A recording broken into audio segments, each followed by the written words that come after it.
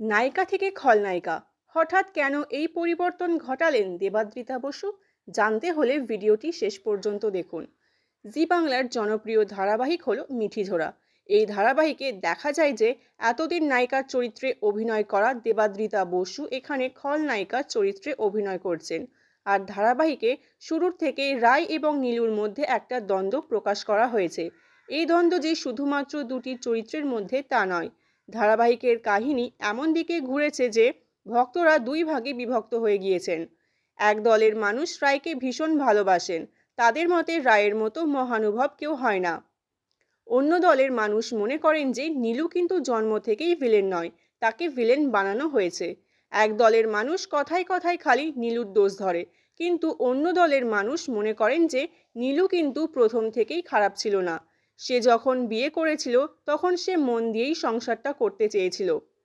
নীলুকে মেনে নিতে না পারা পরিবার রায়ের প্রশংসায় পঞ্চমুখ হয়ে উঠল। এই সময় থেকে নীলু চরিত্রের বিবর্তন শুরু। এরপর নীলু যা যা করেছে এই ঘটনাকে সামনে রেখে ভাবলে তা জাস্টিফাই হয়ে যায় অনেকাংশে। অনেকে মনে করেন যে রায়ের সেই দিন নিজের জায়গায় নিজের বোনকে বিয়ের পিঁড়িতে বসিয়ে দেওয়া, তাও আবার নিজের প্রেমিককে অন্ধকারে রেখে, এই সিদ্ধান্তটা সব থেকে বড় ভুল ছিল। দর্শকরা কেউ কেউ মনে করেন নীলু ভিলেন, কেউ কেউ আবার মনে করেন নীলু পরিস্থিতির শিকার। সে যদি ভিলেন হতো তাহলে দিদির মৃত্যুতে খুশি হতো, তা কিন্তু হয়নি।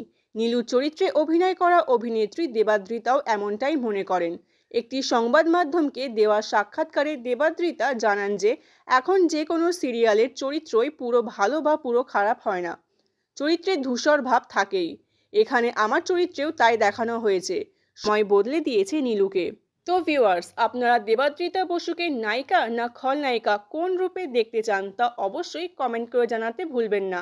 আর এরকম নিত্য নতুন খবর পেতে চ্যানেলটিকে অবশ্যই সাবস্ক্রাইব করে সঙ্গে থাকুন।